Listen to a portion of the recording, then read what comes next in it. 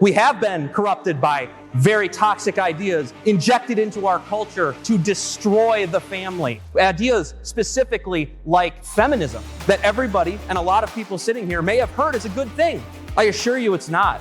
Our society often talks about equality, but what kind of equality are we talking about? Are we going to say that equalities exist where they don't? Are we going to say that a man can be a woman, that a woman can be a man? There are obviously differences. Not only differences in the way that our bodies work, in the strengths, the physical strength that we have, but also in the way that we think about problem solving, also in the way our minds come to solutions on things. And because of that, we are very different.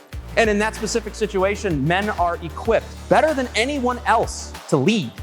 We like to call this patriarchy, the thing that the feminists will constantly tell you is what needs to be smashed. What needs to be smashed is feminism. And in that regard, I think we might be winning.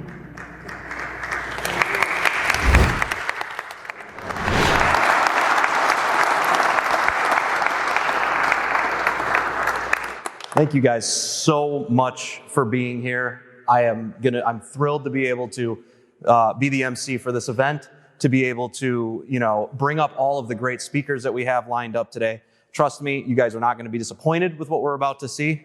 First thing I want to address, obviously, is that on my slide, it said turbo bigot. I'm just kidding, guys. All right, I'm just kidding. We all know that they are going to call you these names, though. They're going to come after you in any way that they can, because ultimately, they are not against you, but they are against what you stand for. And what you stand for is the body of Christ, the living body of Christ. That's the church. That's what everybody here is. Now, I would like to get just a quick show of hands. How many people in here are under the age of 40? I want all the older people here to look at that show of hands. All of the older people here to look at the show of hands that you see in here of all the people under 40. Those are the people worth dying for right now. If there's anybody here that's worth dying for, it's those young people. That is your legacy. That is your legacy. That is going to be the legacy of the Catholic Church. They are the inheritors of what you stand for. The people that are going to call you turbo bigots, to put it mildly. Now, I have a question for all you young people here, because did you guys, and just yes or no, do you guys feel as though the older generations, not the people sitting here with you right now, but the older generations as a whole have played a large part in your formation as a Catholic, or did you feel that you had to seek it yourself? Did you guys feel that way, that they helped you, or that they did not help you? Yes. Yes, they helped you? No, they didn't help you. So we have some mixed answers here. Anybody who's saying no to that question, that means the church has failed them. That means the older generations have failed them. So I want everybody to think about that for a second. This next generation, the people worth dying for, the inheritors of the church, from you, why would they feel that way? What more could you be doing? And I'm not just here to chastise older people. Young people, how many of you guys, show of hands, have heard of Drag Queen Story Hour? It's where they have somebody that a man dress up like a woman in very suggestive outfits and reads to children, young children. How many of you have heard of something like that going on in your area? How many of you were there saying something about it? I'll raise my own hand because I did one time. That's pathetic. We're Catholics. We're men. We're the church. We need to represent these teachings. Young people, you need to stand for something. And yes, you're going to be persecuted. Yes, you're going to be attacked.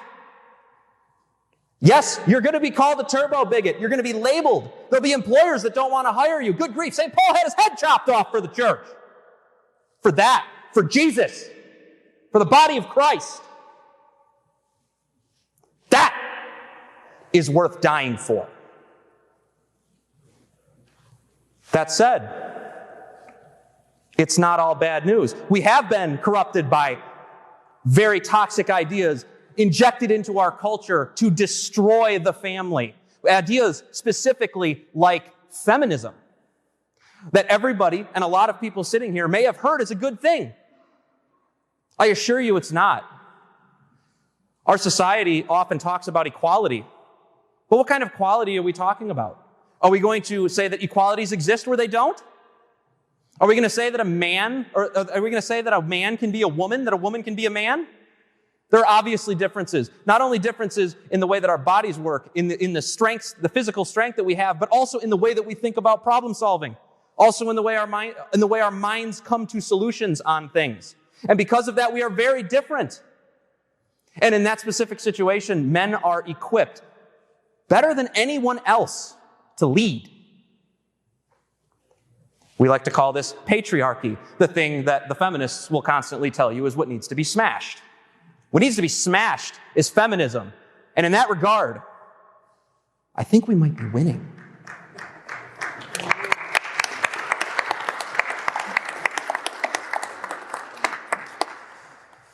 There is a feminist group called Equimundo. They are the Center for Masculinities and Social Justice. They found that the number of men who said feminism has made America a better place dropped by 9 percentage points between the group of elder millennials aged 38 to 45 and 56% at 56%, and the 18 through 23 Generation Z group at 47%.